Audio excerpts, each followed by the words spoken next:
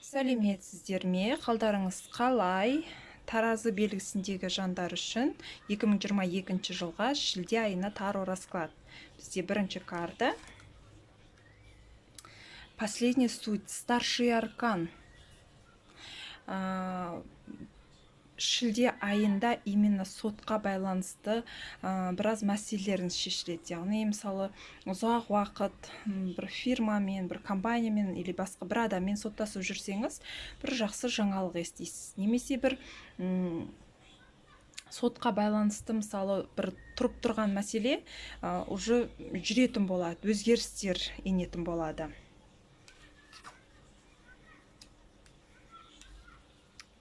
Келесі карта четверка мечи.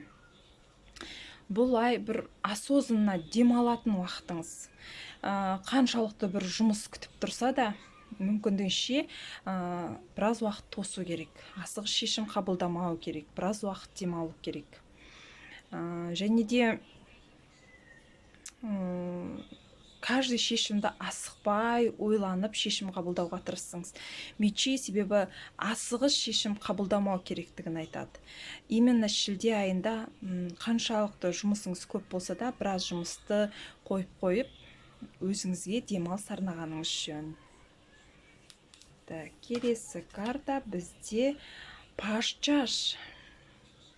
Нәзік жанды жандар, яғни әйел адамдар, беременность пландауға өте жақсы жыл, немесе аяғыңыздың ауыр екенін білуіңіз мүмкін, немесе паш-чаш бұл ойламаған жерден крупный сумма ақша келуі мүмкін, жақсы жаңалық келуі мүмкін, немесе ер адамдар рыбалкаға, балық аулауға баруларыңыз мүмкін.